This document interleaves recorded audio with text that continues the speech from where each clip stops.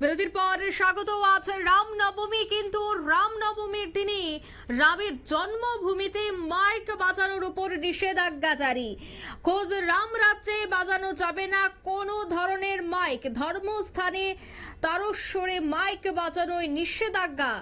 উত্তরপ্রদেশের মুখ্যমন্ত্রী যোগী আদিত্যনাথের প্রতিবাদে রণক্ষেত্র কানপুর, পরিস্থিতি নিয়ন্ত্রণে এলাকায় বিশাল পুলিশ বাহিনী। তবে কেন রামনবমীতে রামের জন্মস্থানে মাইক বাজানো নিষেধ করলেন মুখ্যমন্ত্রী যোগী আদিত্যনাথ?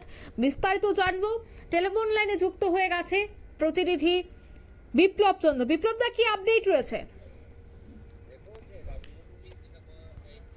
বা এই যে বছরের শেষ আনতে যে অনুষ্ঠান বলা যায় যে রামনবমীকে ঘিরে কিন্তু সবচেয়ে বেশি ধর্মপ্রাণ মানুষ নতুন বছরের আগে কিন্তু এই ধর্মস্থানগুলিতে যায় এবং সেখানে এই রামনবমী উপলক্ষে কিন্তু সবচেয়ে বেশি আনন্দমুখর অনুষ্ঠান হয়ে থাকে। তবে এই জায়গাতে আজ দেখা গেল যেটা যে উত্তরপ্রদেশের কানপুরের রাওয়াতে এলাকার যে রামনবমী পালনের আগে ডিজে বাজানো শুরু করে দিয়েছিল স্থানীয় কিছু হিন্দু সংগঠন। কিন্তু তাতে আপত্তি জানিয়েছে স্থানীয় প্রশাসন। শান্তি শৃঙ্খলা বজায় রাখার লক্ষ্যেই মাইকের আওয়াজ কমিয়ে দিতে বলা হয়েছিল উদ্যোক্তা কমিটির পক্ষ থেকে, কিন্তু তারা তাতে রাজি হয়নি। শেষে বাধ্য হয়ে মাইকগুলি খুলে নিয়ে চলে যায় পুলিশ।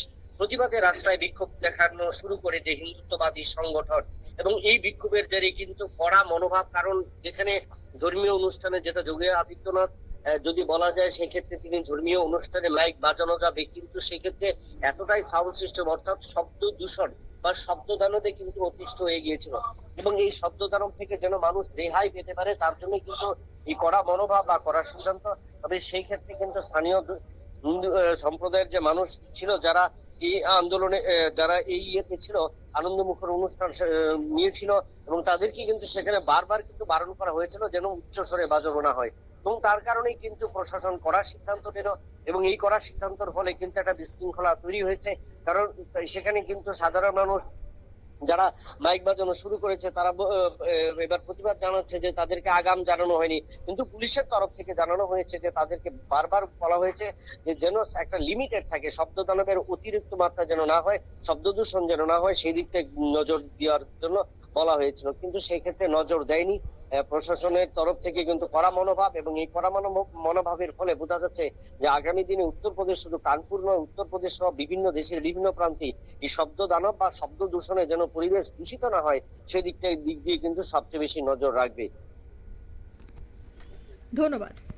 অর্থাৎ শব্দ দূষণের কথা চিন্তা করি কিন্তু এই সিদ্ধান্ত, কারণ রামনবমীতে উচ্চস্বরে মাইক বাজানো বা বক্স বাজানো এই বিষয়টা বেশিরভাগ ক্ষেত্রেই পরিলক্ষিত হয়। তাই শব্দ দূষণ রোধেই এবার এই পদক্ষেপ উত্তরপ্রদেশের মুখ্যমন্ত্রী যোগী আদিত্যনাথের। তবে এই পুরো ঘটনায় কিন্তু এবার প্রতিবাদে রণক্ষেত্র কানপুরে, পরিস্থিতি নিয়ন্ত্রণে সেখানে এবার বিশাল পরিমাণে পুলিশ মোতায়েন করা হয়েছে পরিস্থিতি নিয়ন্ত্রণে।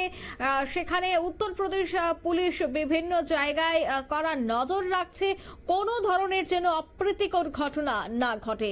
নিয়ে নিচ্ছে ছোট্ট একটি বিজ্ঞাপন, বিরতি, সঙ্গে থাকুন।